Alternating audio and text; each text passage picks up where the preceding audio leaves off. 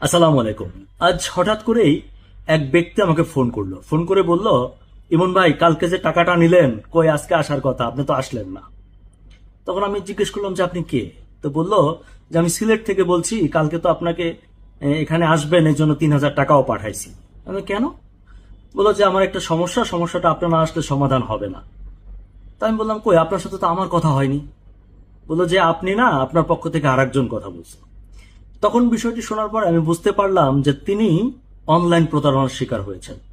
দর্শক মন্ডলী, আমি বিভিন্ন জায়গা থেকে খবর পাচ্ছি যে আমার জনপ্রিয়তাকে কাজে লাগিয়ে অনেক বাটপার প্রতারক তারা বিভিন্নভাবে আমার নাম দিয়ে বিভিন্ন জায়গায় কথা বলে তাদের সমস্যাটি সমাধান করে দেওয়ার জন্য, রিপোর্ট করার জন্য এবং তাদের স্পটে যাওয়ার জন্য।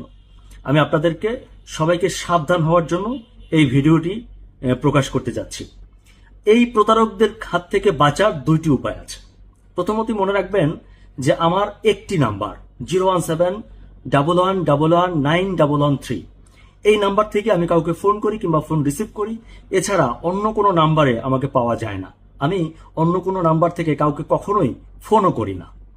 দ্বিতীয়টি হচ্ছে যে আমার সেবা পেতে কিংবা আমার কোনো রকম সাহায্য সহযোগিতা পেতে কখনোই কাউকে 1 টাকাও খরচ করতে হয় না। আমি যে সামাজিক কর্মকাণ্ডগুলো করে থাকি, এগুলোর জন্য আমাকে কোনো রকম টাকা পয়সা দিতে হয় না। আমি এই সেবাটি মানুষের জন্য বিনামূল্যে দিয়ে থাকি। তাই যখনই কোনো প্রতারক, কোনো মানুষ আপনাকে ফোন করবে এবং আমার নাম বলে, অর্থাৎ আলী আসগার ইমনের নাম বলে টাকা চাইবে, আপনি সহজেই বুঝবেন সেই ব্যক্তি আমি না এবং তার সাথে আমার কোনো সম্পর্ক নেই।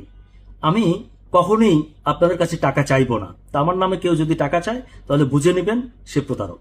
তবে অনেকে অভিযোগ করছেন যে ভাই, আপনাকে তো ফোনে ঠিক মতো পাওয়া যায় না। সেজন্য আমি দুঃখিত, আপনাদের কাছে ক্ষমা প্রার্থী।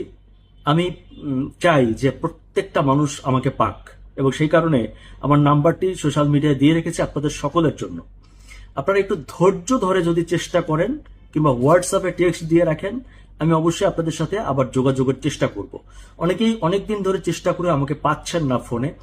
এটির কারণ হচ্ছে আমি সারাক্ষণ আপনাদের কাজ নিয়ে ব্যস্ত থাকি এবং সারা দেশ চষে বেড়াই। আজ এখানে তো কাল আরেক জায়গায়। আর আমার একটা রিপোর্ট করতে অনেক সময় লাগে, কারণ আমি টোটালটাই ইনভেস্টিগেশন করি এবং আমি চাই ওই সমস্যাটি পুরোপুরি সমাধান করতে। তাই যখনই একটি কেস আমি ধরি, তখন সেটি নিয়ে এতটাই লেগে থাকি যে ওইটি শেষ না হওয়া পর্যন্ত অন্য আরেকটি কাজ আমি করতে পারি না। অথচ হাজার হাজার কেস প্রতিদিন আসে। এই অবস্থায় আমি একা মানুষ, আমার পক্ষে অত্যন্ত কষ্টকর হয়ে যায় আপনাদের এই সেবাটি চালিয়ে নিতে। তাই অনেকে আমাকে পাচ্ছেন না, এজন্য দুঃখিত, আমাকে ক্ষমা করবেন। তবে আপনারা যদি ধৈর্য ধরে চেষ্টা করেন এবং